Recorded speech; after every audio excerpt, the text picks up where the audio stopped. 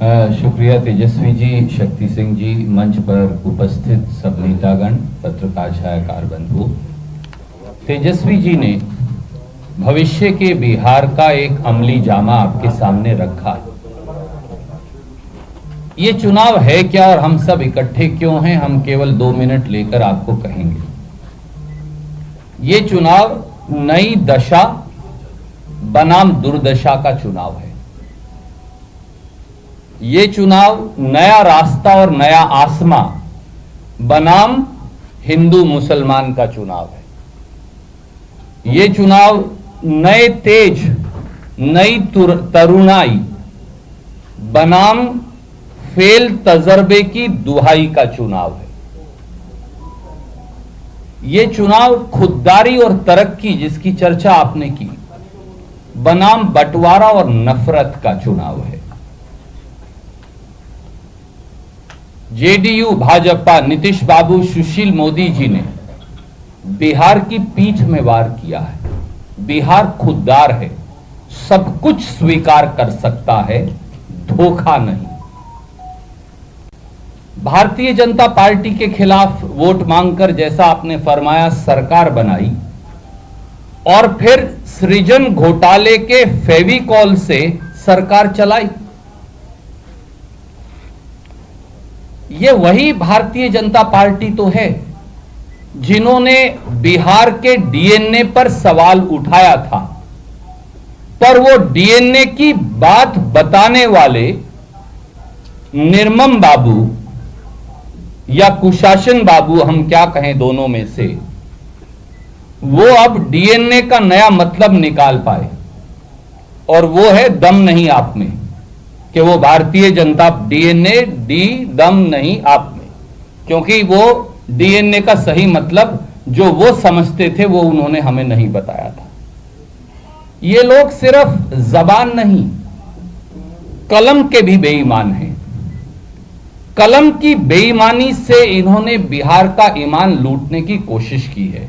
और जब दो षड्यंत्रकारी दोस्तों साथ आते हैं तो स्वाभाविक है षड्यंत्र तो होगा ही। भारतीय जनता पार्टी 3 गठबंधनों में चुनाव लड़ रही है। एक गठबंधन है जेडीयू और बीजेपी का, जो आपको नजर आता है। एक गठबंधन है बीजेपी और एलजेपी का, जो आप समझते हैं। एक गठबंधन है बीजेपी और ओवैसी साहब का। 3 ठगबंधन जो हैं, उनके साथ बीजेपी इस बिहार के चुनाव में उतरी है। बाकी के सब मुद्दे आपने उठाए और तेजस्वी जी से हम सब दलों ने चर्चा की थी। मैं केवल एक छोटा सा मुद्दा आपके समक्ष रखूंगा। किसान और नौजवान, यही तो बिहार है।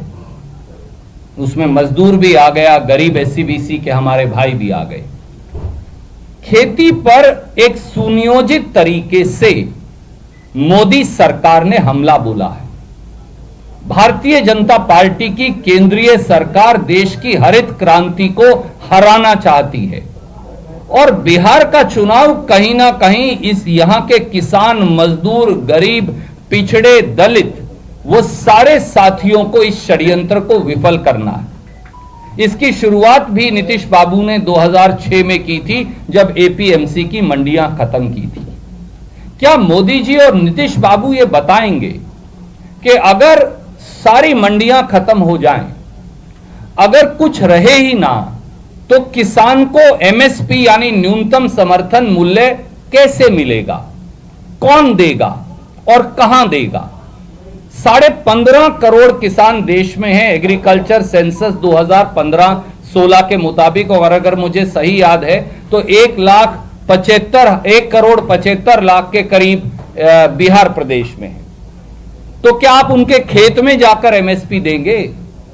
एफसीआई तो 42,000 देश की मंडियों में एमएसपी नहीं दे पाती, तो खेत में कैसे देंगे? इसीलिए आपने वादा किया है कि जिस दिन हमारी सरकार बनेगी, पहले विधानसभा के सत्र में इन तीनों कृषि विरोधी काले कानूनों को खत्म करने का कानून पारित तेजस्वी जी के नेतृत्व में हमारी महागठबंधन की सरकार करेगी, और किसान को गुलामी की इस बेड़ियों से जो भाजपा ने डाली हैं, उनसे आजादी दिलवाएंगे।